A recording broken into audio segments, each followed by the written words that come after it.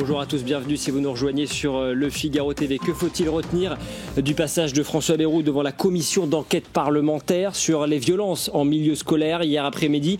Le Premier ministre était auditionné dans le cadre de l'affaire Betaram, dans laquelle il est empêtré, vous le savez, depuis plusieurs mois. Alors est-il parvenu à éteindre l'incendie? Nous poserons la question à Guillaume Roquette. Nous reviendrons également sur le grand oral d'Emmanuel Macron à la télévision mardi soir et sur l'élection du nouveau président des Républicains, élection prévue ce week-end. Nous serons ensuite avec Thibaut Boutroux, il est cofondateur et PDG d'une plateforme d'investissement en crypto-monnaie. Il pousse un véritable cri d'alarme face aux violences qui se multiplient ces derniers mois contre les différents acteurs. Alors comment davantage les protéger? Il nous donnera son point de vue, ses explications. Et puis nous serons avec le biographe du nouveau pape, le pape Léon XIV, Marc Leboucher, éditeur aux éditions Salvator, et Samuel Pruvot, journaliste à Famille Chrétienne, consacre une biographie passionnante, écrite évidemment dans un temps record. Marc Leboucher sera avec nous, il nous dira quel pape sera Léon XIV.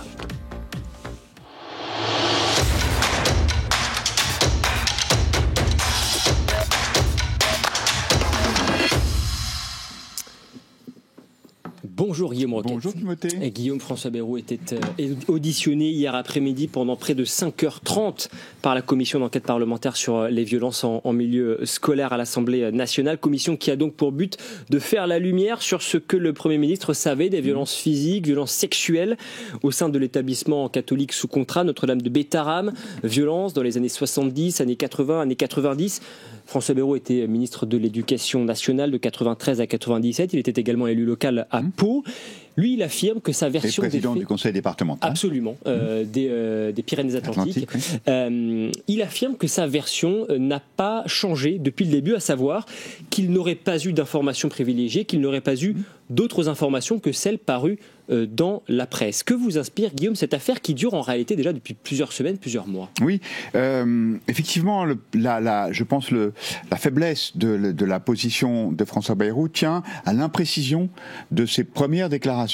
Le Premier ministre l'a rappelé dans son audition d'hier, à juste titre, ce sont des événements qui remontent à 30 ans, et donc il est tout à fait compréhensible qu'il n'ait plus un souvenir extrêmement précis de ce qu'il avait fait et dit jour par jour à l'époque.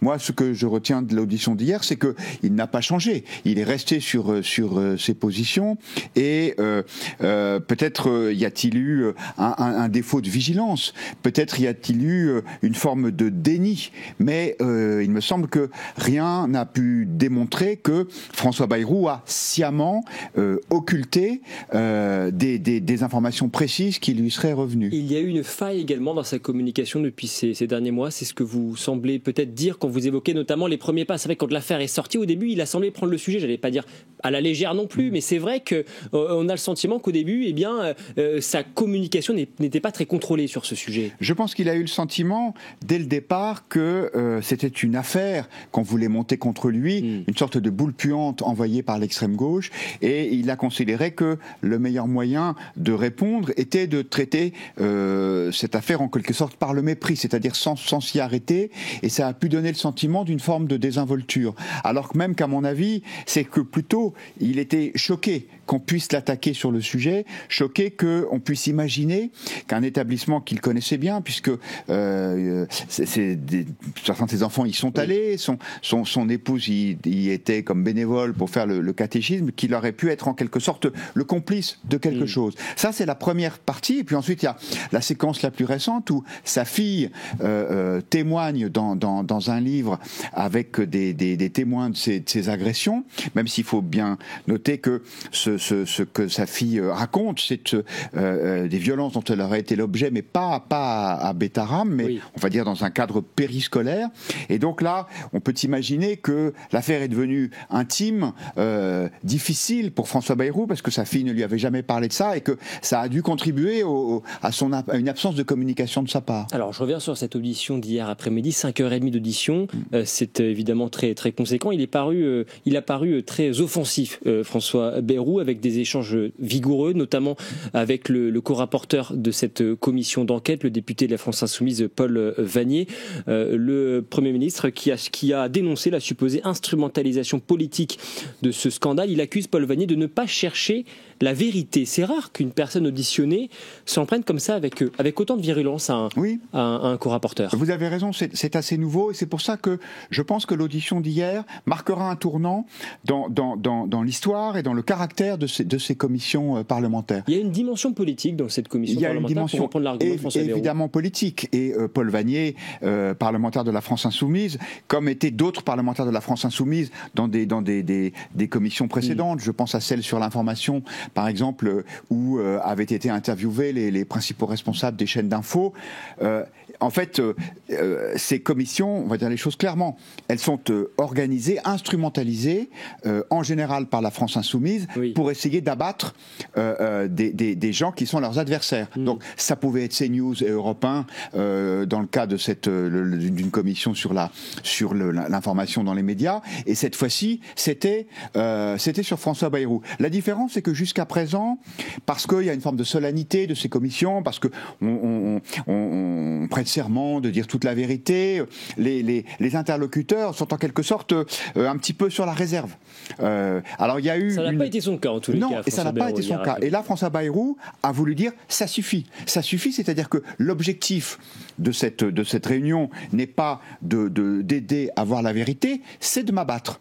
Et donc il ne s'est pas laissé faire et je pense qu'il a eu raison. Vous pensez que les députés de la France Insoumise, et en l'occurrence Paul Vannier, cherchent effectivement à déstabiliser le Premier ministre au point peut-être d'obtenir sa démission? C'est ça qu'ils cherchent au fond avec cette commission d'enquête? Alors je ne le crois pas et j'en ai la conviction. Lorsque Paul Vannier demande au Premier ministre, vous qui avez donné une claque dans le passé à un gamin, c'était pendant la campagne présidentielle de 2007, sauf erreur de ma part, et je resitue juste le contexte. Je crois que c'est en 2002, mais en réalité... En 2002, pardon, vous avez raison. Il a été si souvent candidat à l'élection présidentielle qu'on confond un peu. Et c'était donc en 2002. C'était à Strasbourg, d'ailleurs. Exactement, bravo Timothée, je vous reconnais là votre professionnalisme. J'ai bien révisé mes fiches. Et voilà, mieux que moi de toute évidence. Et donc, il est dans un mouvement de foule public et il voit un gamin qui est en train d'essayer de lui piquer son portefeuille et il se retourne et il lui donne une claque par réflexe, ce qui d'ailleurs lui fait aussitôt monter de plusieurs points dans les intentions de vote. Ça ne lui avait pas du tout été reproché. Exactement. Et c'est de toute évidence l'acte réflexe de quelqu'un qui veut se défendre contre une forme d'agression. Et Paul Vannier, hier, a osé lui dire « Est-ce que c'est votre conception de l'éducation ?» Sous-entendu, ça aurait pu expliquer que vous couvriez des actes de violence de la part de responsables de cet établissement de Bétarame. Enfin, on est, pardon d'être un peu brutal, mais dans un degré de dégueulasserie qu'on avait rarement vu, me semble-t-il, jusque-là. Parce que là, en matière d'amalgame, je pense que c'est une sorte de médaille d'or. C'est vrai qu'on se pose la question du rapport en réalité entre effectivement ce qui s'est passé à Bétarame et la question de savoir si François Bayrou était au courant, et puis cette gifle qui avait été effectivement donnée à un jeune homme pendant la campagne présidentielle. Voilà, qui avait encore une fois voulu lui faire les poches. Et donc on voit qu'il y a là un procédé par insinuation et une volonté de déstabilisation du Premier ministre qui ne s'est pas laissé faire. Il y a aussi eu un moment savoureux où de façon récurrente les députés qui questionnaient François Bayrou faisaient mention d'articles de Mediapart et François Bayrou a répondu je ne lis jamais Mediapart. Il a dit je crois que c'est une question de santé mentale ou quelque chose comme ça. C'est ça, ou d'hygiène mentale ou quelque chose comme ça. Donc c'est intéressant et ça en fait c'est tout à fait François Bayrou. C'est-à-dire que parfois il peut apparaître un petit peu confus, un petit peu à côté. La vérité c'est que c'est une redoutable machine politique et que lorsqu'il a le sentiment qu'on est allé trop loin, il riposte. La question, Guillaume, c'est de savoir ce qui va advenir maintenant de ce dossier, parce que c'est quand même un dossier très sensible et potentiellement explosif. Est-ce que vous avez le sentiment que François Bayrou est parvenu hier à désamorcer la bombe ?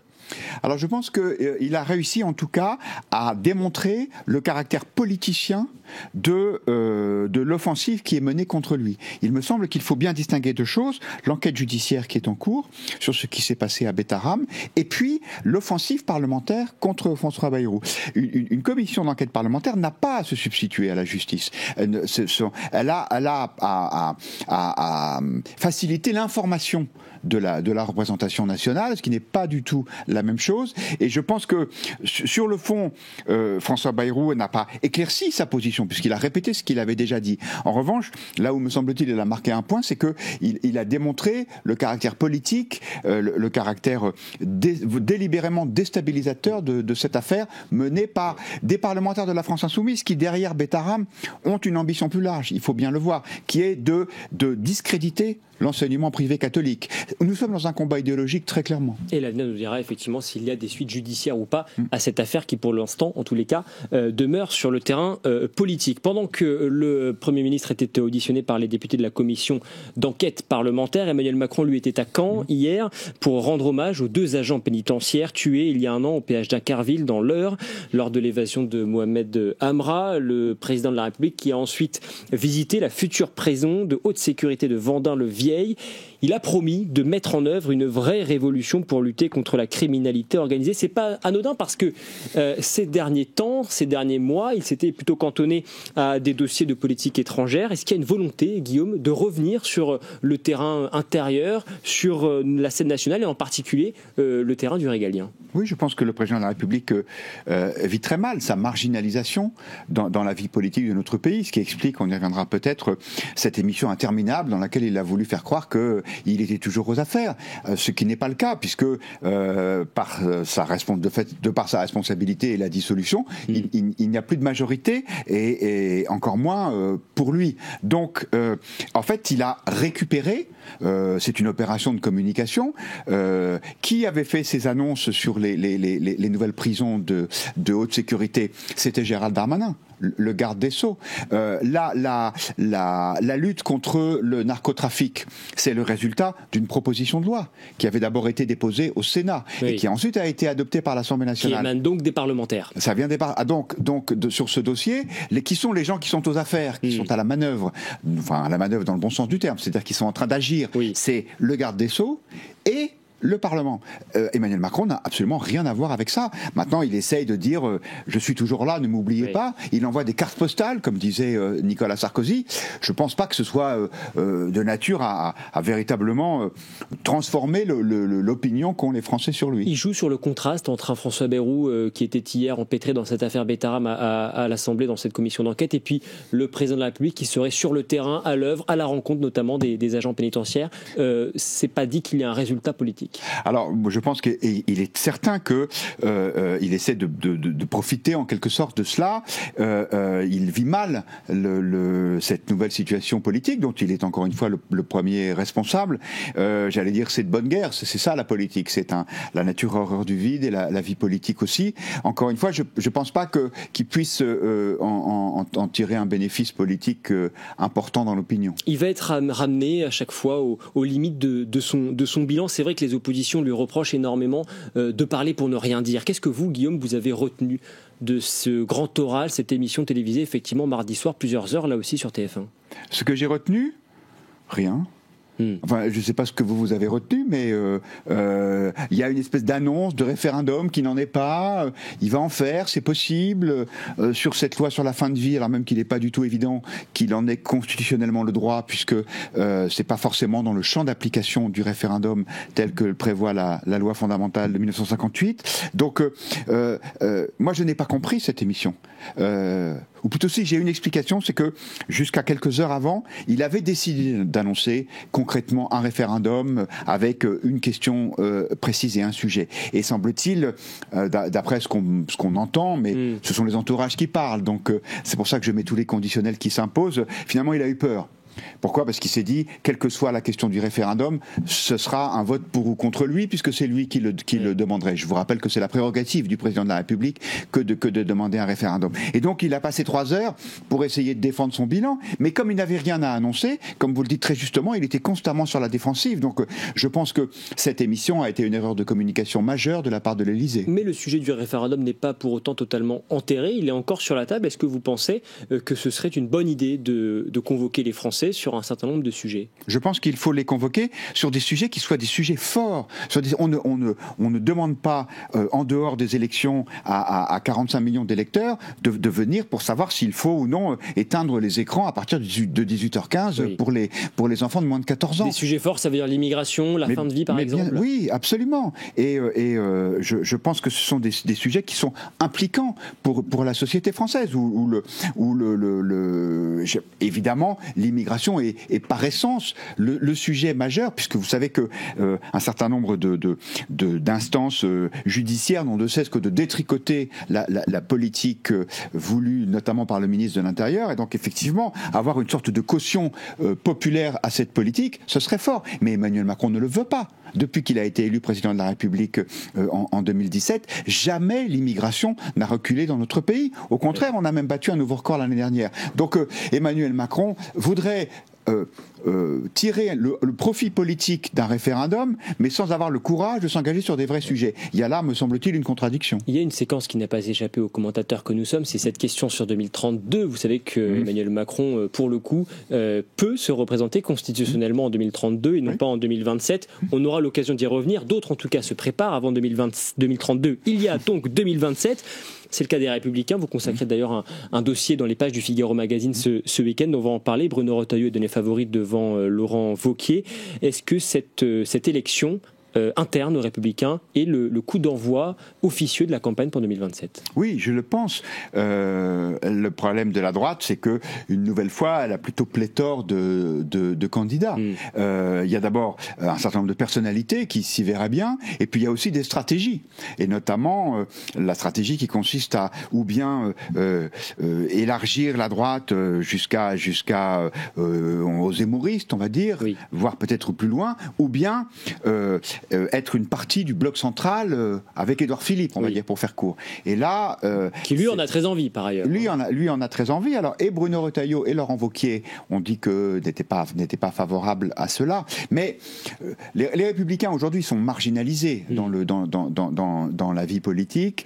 Ce qui est certain, c'est qu'il faut d'abord une incarnation. Donc, le fait qu'il y ait plus de 100 000 personnes qui vont voter dimanche prochain, oui, c'est ça, c'est bien celui-là. C'est samedi et dimanche, voilà, là, dans samedi quelques et dimanche jours, prochain, pour cette élection, ça peut être la première brique de quelque chose. Mais le mur est long à construire. Est-ce que vous pensez qu'ils ont intérêt, les Républicains, à ce que le vainqueur de dimanche soit le candidat pour l'élection présidentielle de 2027? Oui, de toute façon, il me semble que l'un et l'autre candidat ont bien ce scénario-là en tête. Même s'ils ne le disent pas comme ça, mais effectivement, oui, ils ne le disent pas, mais ça me paraît très logique. Et parce que, encore une fois, il y a beaucoup de candidats qui sont, on va dire, dans la famille des LR. Certains y entrent et y sortent, comme Xavier Bertrand.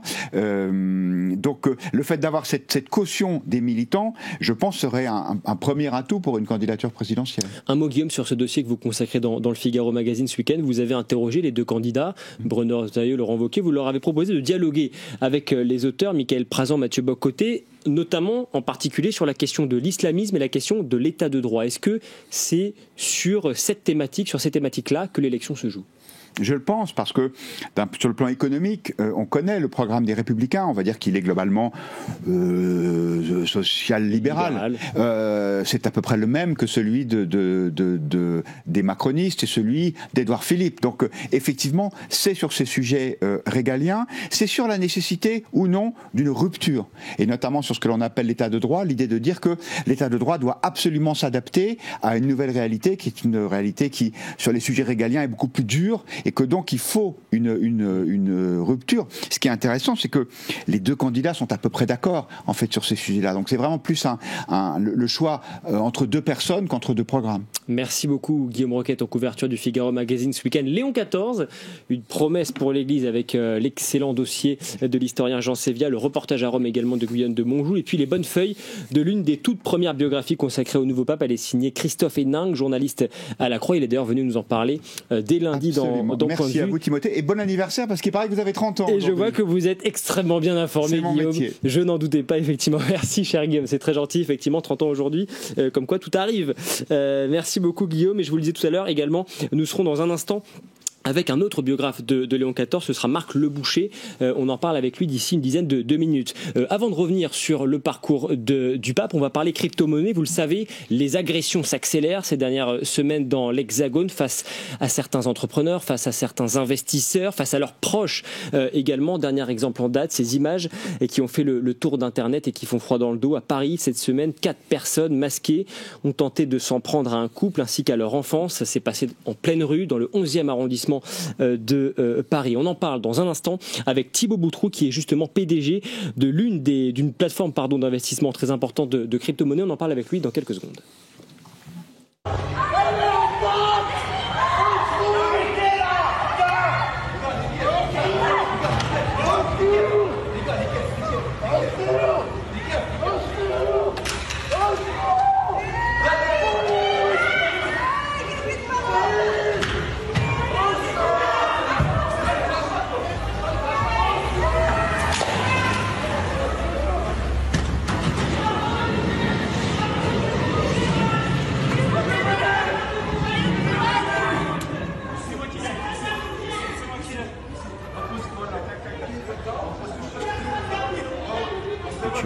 Bonjour Thibaut Boutroux. Bonjour Timothée. Merci beaucoup d'être avec nous. Vous êtes cofondateur de la plateforme d'investissement Meria France, société donc spécialisée dans la crypto-monnaie. Vous connaissez très très bien cet univers, bien sûr, univers bousculé ces derniers temps. On vient de voir cette vidéo révoltante, univers bousculé par une vague de violence qui vise les investisseurs, les entrepreneurs qui travaillent dans ce domaine, leurs proches et également. On vient encore une fois de voir cette vidéo en plein Paris. Ça s'est passé mardi matin, cette tentative de rapt, donc une violence inouïe contre 2 personnes qui font partie de la famille d'un chef d'entreprise en crypto-monnaie. Il y a eu énormément de réactions suite à la publication de cette vidéo sur les réseaux sociaux. Quelle est la vôtre? Comment avez-vous réagi, vous, lorsque vous avez justement découvert ces images inquiétantes, ces images révoltantes? Forcément, il y a un espèce de cri de détresse de par la multiplication de ce genre d'intervention. C'est surtout ça qui interpelle aujourd'hui, puisque des phénomènes de ce genre, on en a déjà eu dans le passé, mais c'est vrai que ces derniers temps, ils ont tendance à se multiplier avec une violence aussi qui est montée d'un cran. Et aujourd'hui, on a une médiatisation qui est en train de s'orchestrer autour de ça. Donc l'idée, c'est un petit peu aussi de profiter de ça pour tirer un peu la sonnette d'alarme, parce qu'effectivement, il y a de l'inquiétude qui est en train de monter dans l'écosystème chez l'ensemble des investisseurs, et on n'a pas l'impression que toutes les dispositions sont prises pour empêcher que ça se reproduise. Et vous serez justement d'ailleurs reçu par le ministre de l'Intérieur Bruno Retailleau, place Beauvau, demain, vendredi, justement sur ce sujet. Vous parlez de l'inquiétude qui monte dans tout le système. Une inquiétude, une peur au niveau personnel. Vous, ça vous fait peur quand vous voyez ces images? Naturellement, c'est pas rassurant. Après, on sait que ça existe, donc on vit avec ça depuis un certain temps maintenant. On a déjà pris des dispositions, mais le fait de voir que ça se multiplie, qu'il y a des vrais modes opératoires qui sont mis en place, que ça peut se produire en pleine journée, en pleine rue, à Paris, avec beaucoup de gens autour, ça montre aussi que les ravisseurs ont pas peur en fait de passer à l'acte, donc forcément c'est cette multiplication aujourd'hui qui inquiète.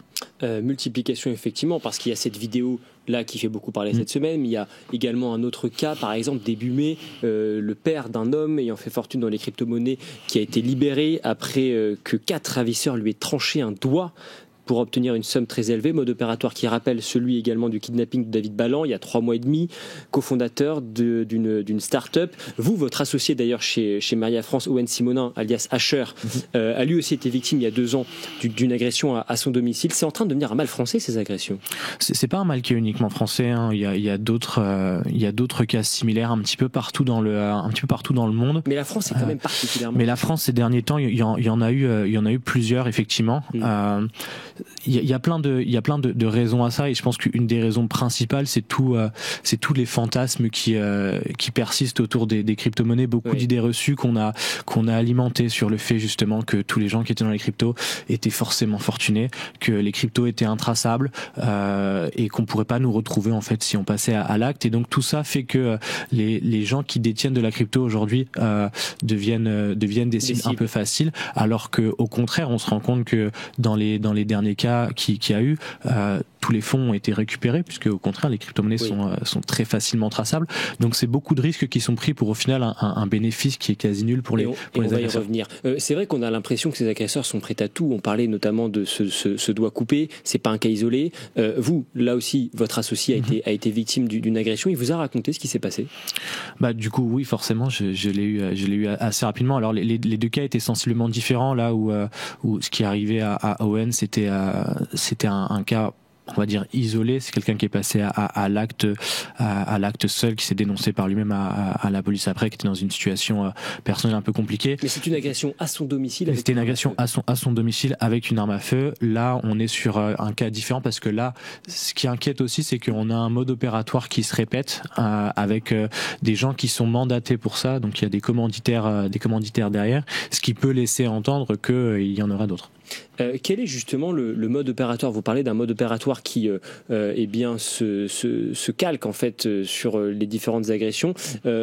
Quand on prend justement par exemple le cas très concret de Owen Simonin, votre associé, vous le disiez par exemple, par définition la crypto-monnaie c'est virtuel, et paradoxalement, est-ce que c'est plus ou moins bien protégé que la monnaie réelle? Alors la crypto-monnaie en tant que telle est beaucoup plus protégée, puisque aujourd'hui, et tous les gens qui sont dans cet écosystème ont pris un certain nombre de dispositions techniques depuis un certain temps. C'est-à-dire qu'aujourd'hui, quand vous en prenez à quelqu'un qui a de la crypto avec lui, il ne peut pas déplacer et transférer ses cryptos aussi facilement. Généralement, il y a des procédés qui ont été mis en place qui impliquent plusieurs signatures de plusieurs personnes, donc il y a besoin d'avoir plusieurs personnes aussi physiquement pour réaliser l'opération. Donc finalement, l'accès au fonds n'est pas si simple que ça. Là, ce qui est un petit peu nouveau, c'est que on va s'en prendre à des proches aussi, et on va demander des rançons derrière. Donc on va plus chercher forcément directement la personne qui détient les crypto-monnaies.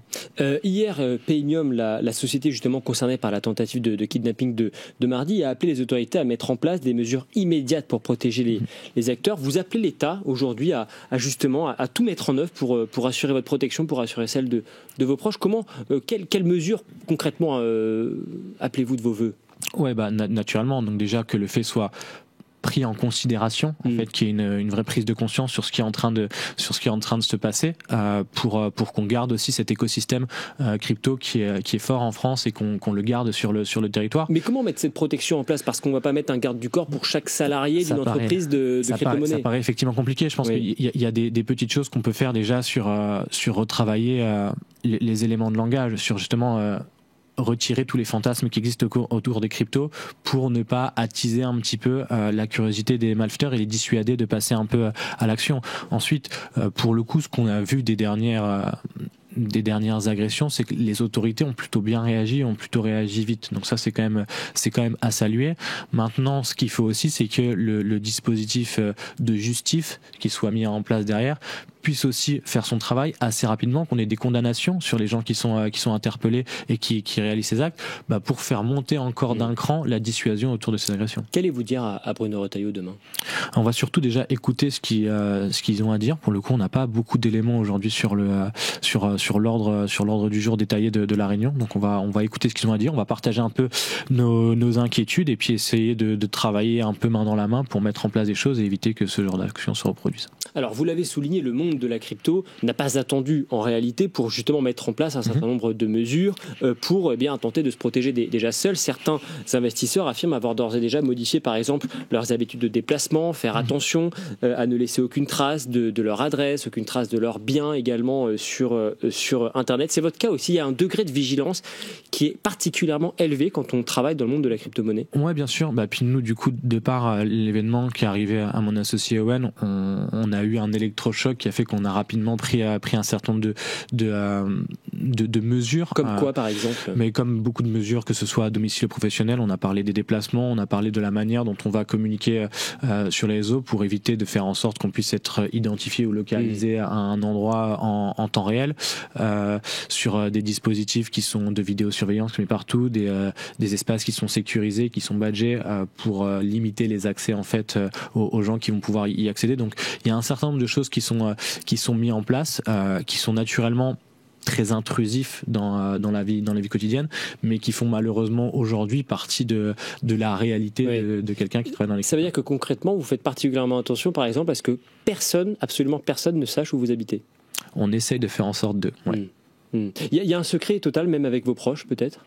Il y a de l'éducation et beaucoup de pédagogie auprès de nos proches, naturellement. C'est la partie un petit peu délicate parce que nous, on a pris la partie de jouer dans cet écosystème, donc les risques qui vont avec. Eux, pour le coup, ont rien demandé à personne. Donc oui, il y a beaucoup d'éducation auprès d'eux, beaucoup de choses qui ont été mises en place aussi chez nos proches pour essayer de les mettre en sécurité. Alors, Éric Larchevêque, vous savez, le célèbre investisseur de Qui veut être mon associé, surtout cofondateur également d'une société de crypto-monnaie, a réagi après cette attaque de mardi. Voici ce qu'il dit sur le réseau social X. Combien d'entrepreneurs, combien de talents réfléchissent sérieusement à quitter un pays qui ne protège plus les siens ? Combien sont déjà partis en silence, par lassitude, par peur, par résignation ? C'est une réalité. Certains pensent à quitter la France aujourd'hui à cause de cela. Ouais, malheureusement, c'est clairement la réalité. Et là, pour le coup, on le voit, on a beaucoup de canaux de discussion privés avec différents entrepreneurs du secteur français ou francophone et on en voit beaucoup qui sont à l'étranger qui appellent à partir et beaucoup qui sont en train de s'inquiéter parce qu'ils sont pères de famille, parce qu'ils ont peur de ce qui se passe, parce qu'ils voient pas forcément de réponse ou de communication qui est faite en face et donc ils se sentent effectivement plus en sécurité ici. Vous y songez, vous ? Pas pour l'instant. Pas pour l'instant, mais si on voit effectivement qu'on n'est plus en sécurité sur le territoire, à un moment donné, on prendra les dispositions en conséquence, parce que je pense qu'aucune activité, quelle qu'elle soit, ne mérite d'être exposée à ce genre de risque. Pour bien comprendre justement, parce que vous avez parlé tout à l'heure des fantasmes autour du monde de la crypto-monnaie, quel volume ça représente en termes d'investissement, justement aujourd'hui à l'échelle nationale ? En termes d'investissement, qu'est-ce que ça représente par rapport à une monnaie classique, la crypto-monnaie ? Alors, j'ai pas de chiffres précis sur ça, mais ce qu'on peut dire, c'est qu'aujourd'hui, les cryptos font quand même partie du paysage. On a les dernières études de la DAN qui montrent qu'il y a un peu plus de 10% de Français qui détiennent des cryptos aujourd'hui. Oui. On en a plus de 30% qui disent vouloir potentiellement en acheter dans les mois qui viennent. Donc, la réalité, c'est que ça fait quand même beaucoup de gens qui détiennent des cryptos. Tous ces gens-là ne peuvent pas devenir des cibles. Donc à un moment donné, il faut prendre les mesures en conséquence. Il faut retravailler un petit peu la pédagogie et l'éducation autour de ce sujet pour enlever les fantasmes. Et il faut aussi protéger les entrepreneurs, parce qu'aujourd'hui on a quand même un territoire qui est plein de talents en France. On a des gens qui créent des emplois et qui aujourd'hui se posent la question de peut-être aller créer ces emplois ailleurs s'ils peuvent pas assurer la sécurité de leurs employés. Mais sur l'importance de ce secteur qui est en plein boom, c'est ces sociétés effectivement qui se développent. Est-ce qu'on peut imaginer, par exemple, dans les prochaines années, d'avoir des sociétés de crypto-monnaie qui soient cotées en bourse, cotées au CAC 40, par exemple ? Bien sûr, on en voit déjà de l'autre côté du globe. Et aujourd'hui, on a parmi les quelques licornes qu'on a en France, on en a plusieurs qui représentent le secteur crypto. On a Ledger, on a Sorare, on a The Sandbox. Donc, on en a déjà plusieurs. On a pas mal de champions. On a des pointures technologiques sur le sujet. Donc effectivement, il faut qu'on réussisse à garder ça sur le territoire. Comment se situe la France aujourd'hui dans le marché mondial des crypto-monnaies ?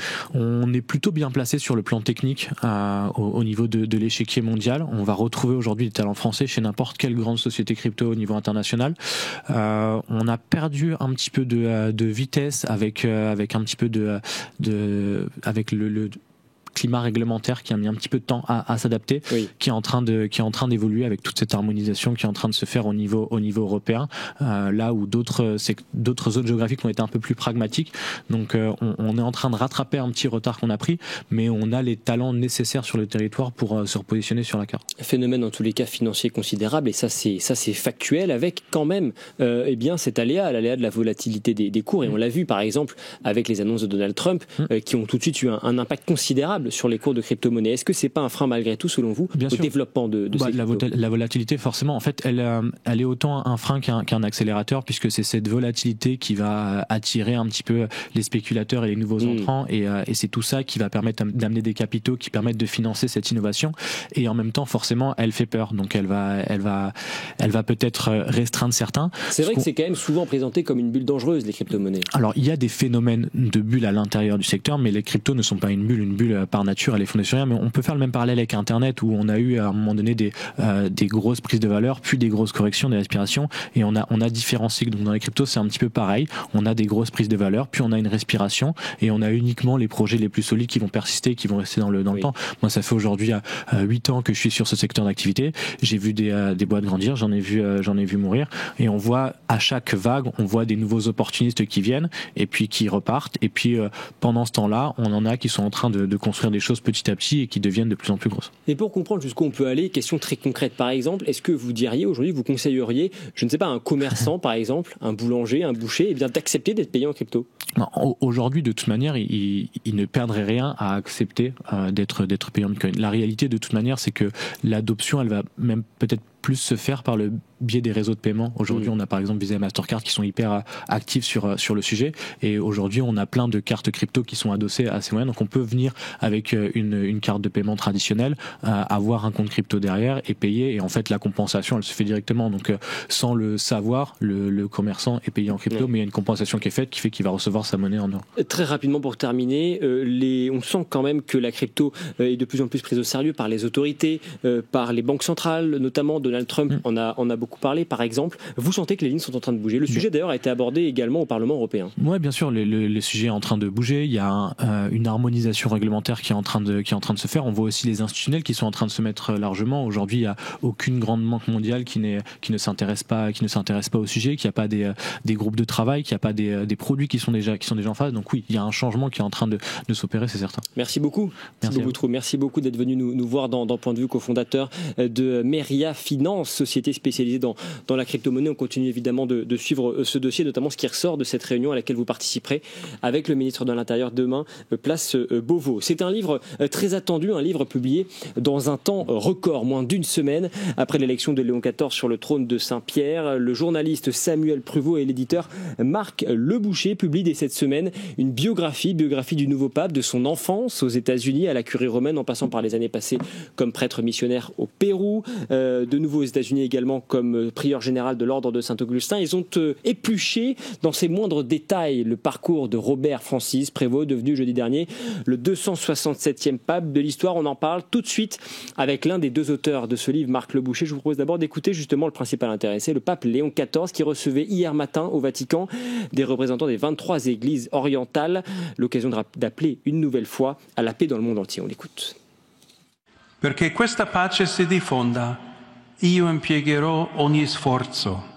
La Santa Sede è a disposizione perché i nemici si incontrino e si guardino negli occhi, perché ai popoli sia restituita una speranza e sia ridata la dignità che meritano, la dignità della pace. I popoli vogliono la pace e io, col cuore in mano, dico ai responsabili dei popoli: incontriamoci, dialoghiamo, negoziamo. Bonjour Marc Leboucher.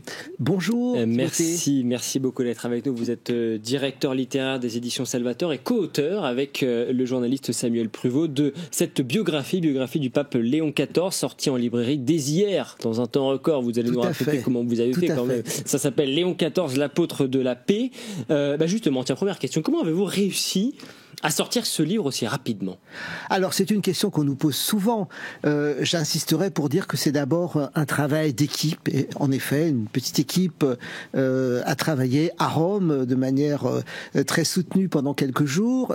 Et nous avons travaillé également avec quelqu'un d'agence Immédia. Voilà, agence spécialisée sur le Vatican. Racontez-nous quand même comment ça s'est passé, parce que là, depuis une semaine, vous travaillez jour et nuit justement sur cette biographie? Oui, en grande partie.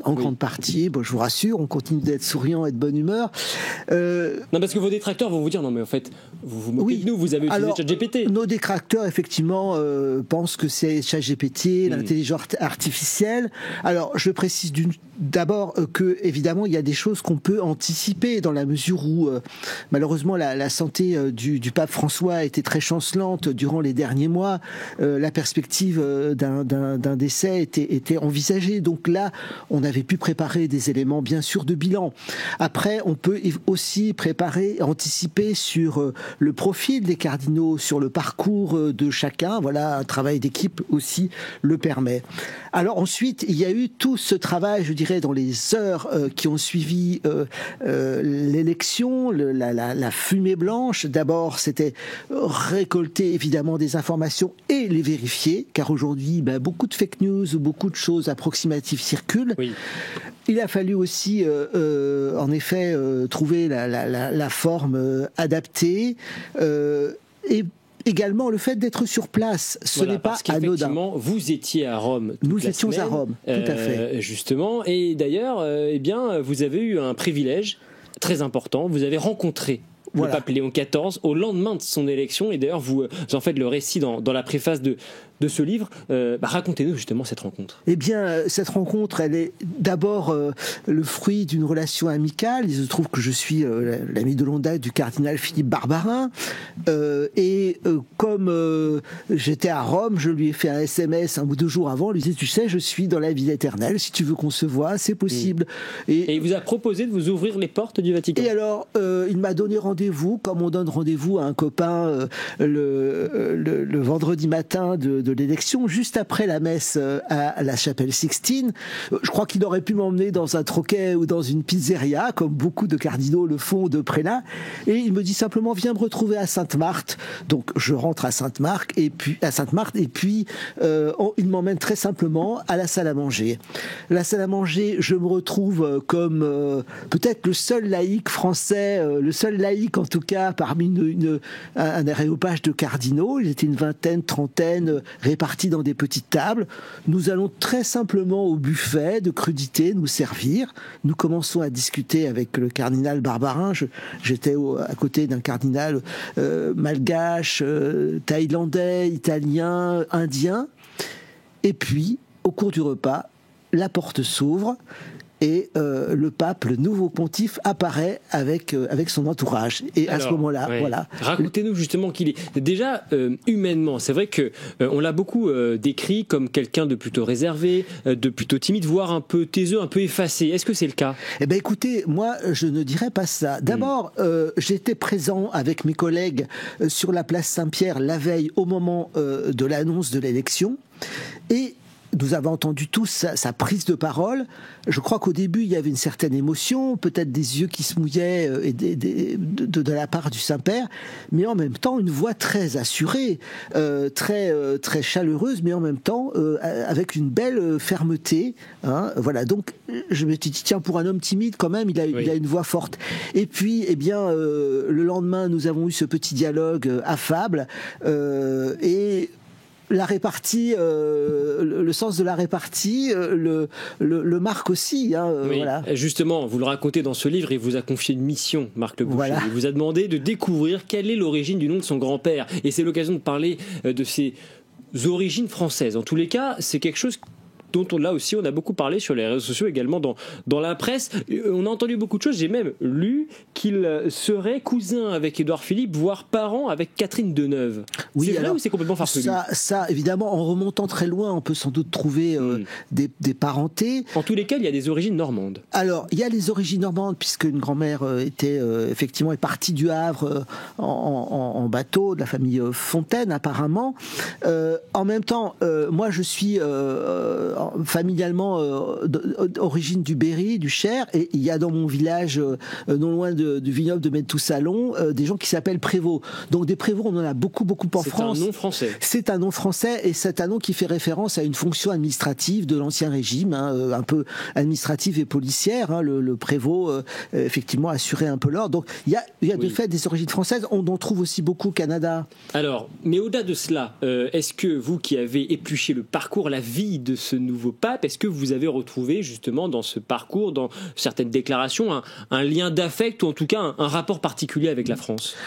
Je trouve qu'il est relativement lointain. Vraiment, je pense que ce qui le marque beaucoup, c'est quand même sa nationalité américaine, mais aussi sa nationalité péruvienne. Et là, je crois qu'au Pérou, il est vraiment passé comme une grande figure et un héros national. Alors, il comprend le français en tous les cas. Pardon ? Il comprend le français. Alors, il pratique et comprend un peu le français. Vous lui avez parlé en italien ou en français ? Alors, j'ai parlé en anglais. D'accord. J'ai parlé en anglais en effet, mais ce qui m'a frappé, c'est la répartie. C'est-à-dire que quand je lui ai dit que j'étais un éditeur français, et il m'a dit, écoutez, vous allez pouvoir m'éclairer sur les racines du nom de mon grand-père. Oui. Ça, c'était très chaleureux. Alors, je lui ai dit, écoutez, voilà, on commence juste. Et vous allez chercher. Vous avez trouvé. Chercher, voilà. Alors, on n'a pas encore complètement trouvé, mais on poursuit la quête. Et donc, je crois que ça serait touchant de voir tout cela. Alors, il faut préciser que... Il a fait plusieurs fois le tour du monde en visitant ces communautés de religieux augustins. 2 fois, comme tout responsable supérieur général, si vous voulez.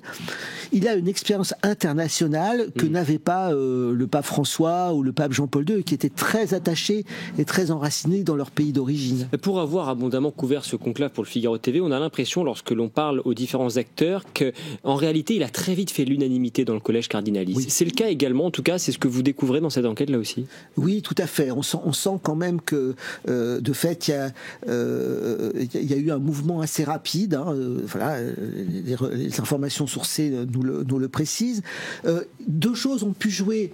D'une part, son habitude comme religieux d'avoir un sens du travail collectif, du travail en communauté, donc à l'écoute beaucoup, ce qui n'empêche pas la prise de décision et la fermeté, mais il y a cette expérience-là. Et puis, il y a l'autre expérience aussi, c'est qu'il est, depuis un certain temps, là, préfet du dicaster pour les évêques. Oui. Et donc, forcément, beaucoup de contacts passent par lui, beaucoup de fiches d'évêques ou de profils, et donc il est connu aussi de beaucoup de ses pairs. C'est vrai que sur le papier, en tout cas, on a quand même l'impression que les cardinaux ont déniché le mouton à 5 pattes, parce qu'il est à la fois docteur en droit canonique, il a été religieux également dans l'ordre des Augustins, missionnaire au Pérou pendant 20 ans, préfet du dicaster des évêques. Mais justement, comment ce parcours a-t-il façonné l'homme qu'il est aujourd'hui et le pape qu'il va être ? Alors, je pense qu'il y a d'abord l'enracinement dans une spiritualité. Saint Augustin, c'est une grande figure de théologien, c'est une grande figure de père de l'Église. C'est aussi, je dirais, une des grandes figures de l'Occident. Aujourd'hui, on ne peut pas parler de la psychanalyse, de la théologie, de la philosophie, sans faire l'économie de Saint-Augustin. Ça façonne aussi bien les chrétiens que les non-chrétiens. Et ça a façonné son parcours. Et je pense que ça a façonné son parcours. Augustin est un homme du rapport fort avec Dieu, de la conversion, voilà. Et puis, c'est un homme, Augustin, qui vit à un moment violent et clé de l'histoire. C'est quand même les difficultés de l'Empire romain, le passage du christianisme dans le monde des barbares. C'est tout à fait passionnant. Ça, c'est peut-être la première force de cette formation. Oui. Et puis, j'ajoute, en effet, c'est un missionnaire.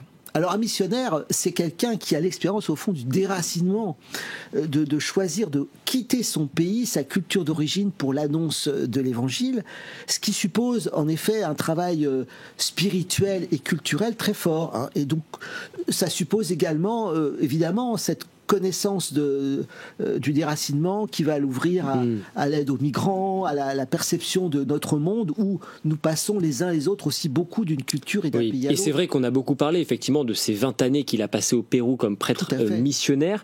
Il a participé à différents projets dans plusieurs villes différentes. Racontez-nous justement en quoi cette expérience a été fondatrice pour lui. Vous parlez dans ce livre d'une marque indélébile et profonde justement laissée par ces 20 années passées en Amérique du Sud.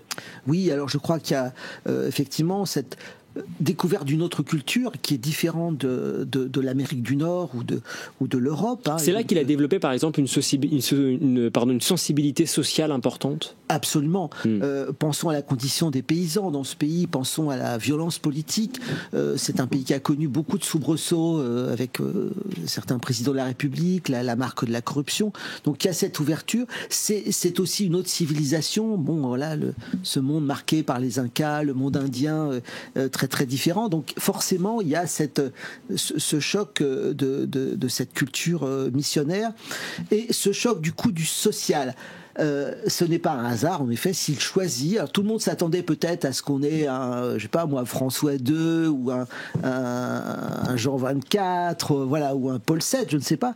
Et nous avons eu un Léon XIV, oui. donc référence au pape Léon XIII, le pape fondateur de la doctrine sociale pour l'Église catholique. Et il a évoqué lui-même, là aussi, vous rappelez ses propos dans votre livre, vouloir donner plus d'attention aux questions d'ordre social dans le monde, aux questions de justice, justement, dans un monde où nous sommes évidemment en pleine révolution numérique. Ça va être le pape de l'intelligence artificielle, Léon XIV ? Eh ben, écoutez, en tout cas, il prend la mesure de tous ces changements. Alors, précisons que déjà, le pape précédent, le pape François, a été notamment très attentif sur la question écologique, avec Laudato Si. Ça a été un grand moment justement de prise de conscience et d'aide à la prise de conscience de l'Église de cet enjeu planétaire. Et là, en effet, sur la question du numérique, je crois que le pape a bien senti que nous changions un peu de monde, hein, comme le pape Léon XIII dans son encyclique Rerum Novarum, le monde qui change, les choses qui changent au début fin du 19e siècle, début du 20e avec la révolution industrielle. Eh bien, le pape mesure que tout ça va changer beaucoup de choses. Il faut noter que le Vatican a sorti, il y a quelques semaines aussi, un document de réflexion sur bien avant même la mort du pape François, un document de réflexion sur cette question du numérique. Ça change beaucoup de choses. Tout est allé très vite, en réalité, pour Robert Francis Prévost. Il a été créé cardinal il y a quelques années seulement. Oui. Préfet, effectivement, du dicaster des évêques appelé par le pape François en 2023. C'est le pape François lui-même qui l'avait nommé évêque de Chiclayo au Pérou en 2015. En 2018, il le nomme deuxième vice-président de la conférence des évêques du Pérou. Là aussi, ce sont des moments importants parce que ce sont des moments où il est porté aux responsabilités et où quelque part... pour le dire un peu directement, il a fait ses preuves comme étant un bon manager. Tout à fait. D'ailleurs, il est resté, si vous voulez, il est resté pour 2 mandats à la tête de son ordre, hein, comme supérieur général. Hein. Ça se fait sous le mode d'élection. Alors, il faut penser qu'effectivement, comme il a été réélu, on peut penser qu'il a été apprécié par ses pairs, par ses frères religieux. Hein. Il a su inspirer une forme de confiance, pas monter trop autoritaire, voilà. Donc oui, on peut penser ça. Et puis évidemment après, comme permanent à Rome d'une certaine manière. Ça montre ses vraies capacités à la fois d'écoute, de décision et de prise en compte de situations globales. Que sait-on justement de ce passage comme préfet du dicaster des évêques, donc pendant près de 2 ans? Il était apprécié à cette fonction? Oui, j'ai l'impression. Oui, tout à fait. Nous avons eu cette impression-là. Oui. Et sur son parcours, là aussi, parce que ça aussi c'est évidemment très commenté sur le fait qu'il soit américain, immédiatement après son élection, certaines déclarations sont sorties, notamment sur le réseau X. Il n'a pas hésité à s'opposer notamment à J.D. Vance, à Donald Trump également, notamment sur les questions de l'immigration. C'est un anti-Trump, le Léon XIV, ou bien c'est peut-être un peu plus subtil que cela? Je pense que c'est plus subtil que ça. Je pense qu'effectivement, il a un certain nombre de divergences avec Donald Trump. Voilà, ça ne nous surprend pas tellement. Donc oui, il y a sans doute ça. Alors effectivement, c'est plus complexe. Quand j'ai interrogé un cardinal donc juste au moment de ce déjeuner, j'ai dit alors quand même un pape américain au moment où c'est osé. Voilà, c'est en osé. tout cas, c'est une première dans l'histoire. Et ce cardinal m'a dit, vous savez, c'était pas calculé. Bon, peut-être c'est les calculs de l'Esprit Saint, je ne sais pas. En tout cas, voilà. Alors, je tiens à rappeler cependant que la position de l'Église catholique par rapport à l'immigration, elle a toujours été assez constante. Hein. C'est pas une nouveauté de dire que le pape François ou que le nouveau pontife Léon XIV se soucie de la défense humaine et spirituelle des migrants. Voilà, c'est une position constante. D'ailleurs, l'Ancien Testament nous répète répète au peuple d'Israël, souviens-toi que tu as été étranger au pays d'Égypte. Oui. Donc, en cela, il n'y a pas vraiment d'étonnement. L'important, c'est qu'effectivement les témoins et les chrétiens, et pas seulement les papes, les évêques, les chrétiens de base comme nous, comme moi, reçoivent ce message et le mettre en pratique. Est-ce que vous avez le sentiment, très rapidement, eu égard au parcours de vie que vous avez épluché de Robert Francis Prévost, eu égard également à ses premiers pas à Rome, vous y étiez, que, comme beaucoup le disent, c'est finalement un pape qui fait la synthèse entre le pape François, entre Benoît XVI et même Jean-Paul II. Oui, alors évidemment les choses vont se voir à l'usage, c'est peut-être un petit peu trop tôt. Mais de sur dire ça. sur le profil, sur la sensibilité. Oui, en ce sens où il a donné des signes aussi qui peuvent laisser penser à un peu plus de classicisme que le pape François, ne serait-ce que l'habit qu'il revêt au moment d'arriver sur la loggia, l'insistance peut-être plus sur la Vierge Marie, ou voilà, des choses comme ça. On va voir à l'usage d'une certaine manière. Est-ce qu'il est...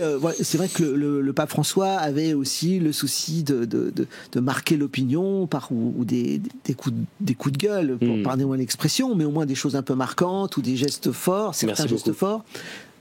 Merci beaucoup, voilà. Marc Le Boucher, en tous les cas, pour continuer de découvrir le nouveau pape Léon XIV. Il faut se procurer ce livre. C'est publié donc aux éditions Salvator et c'est à découvrir en librairie depuis hier. Donc voilà, n'hésitez pas, c'est à découvrir dès aujourd'hui. Je précise également que nous serons en direct sur le Figaro TV dimanche dès 9h30 pour suivre la messe d'intronisation de Léon XIV, émission présentée par Damien Canives dès 9h30, donc jusqu'à 13h, pour suivre cette messe en direct, bien sûr, depuis Rome et depuis le Vatican. Merci beaucoup. Marc Le Boucher, merci à vous de nous avoir suivis. C'est la fin de cette émission. Point de vue revient bien sûr demain, toujours sur le Figaro TV. Je vous souhaite une excellente après-midi.